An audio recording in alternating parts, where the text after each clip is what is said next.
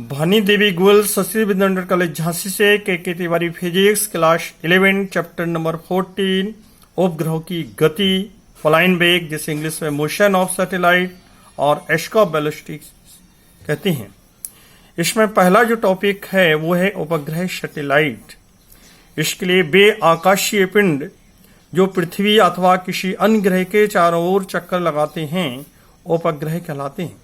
जैसे चंद्रमा पृथ्वी के चारों ओर लगभग वृत्ताकार कक्षा में परिक्रमा करता है, इसलिए पृथ्वी एक उपग्रह है तथा इसका एकमात्र उपग्रह चंद्रमा है। पृथ्वी एक ग्रह है तथा इसका एकमात्र उपग्रह चंद्रमा है। पृथ्वी का द्रव्यमान चंद्रमा के द्रव्यमान का लगभग 80 गुना है। यद्यपि स्वयं पृथ्वी भी सूर्य के चारों ओर परिक्रमा करती है, परंतु पृथ्वी के चारों ओर चंद्रमा की गति का अध्ययन करने के लिए हम पृथ्वी को स्थिर मान लेते हैं, लेकिन स्थिर है नहीं। ये बात रही सैटेलाइट के बारे में।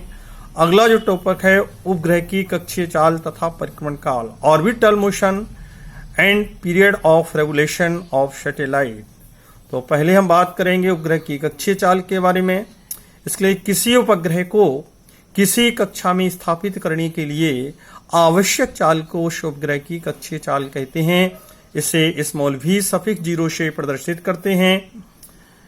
का उपग्रह की कक्षीय चाल v0 के लिए व्यंजक की स्थापना। इसके लिए माना कि ओ पृथ्वी जिसका द्रव्यमान ओ, माना कि पृथ्वी जिसका केंद्र ओ, द्रव्यमान m तथा त्रिज्या r ही है।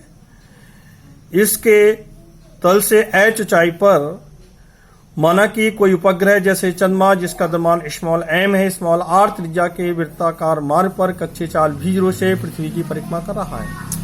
यदि पृथ्वी का द्रव्यमान m त्रिज्या r तो पृथ्वी के द्रव्यमान के कारण उपग्रह चंद्रमा पर कार्य करने वाला गुरुत्वाकर्षण बल पृथ्वी के केंद्र की ओर कार्य करता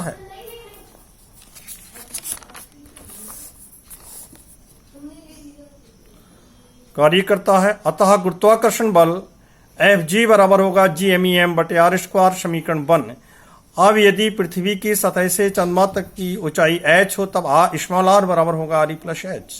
तब समीकरण 1 से F गुरुत्वाकर्षण बल Fg बराबर होगा Gmem बटे r प्लस h का होल स्क्वायर, समीकरण नंबर 2।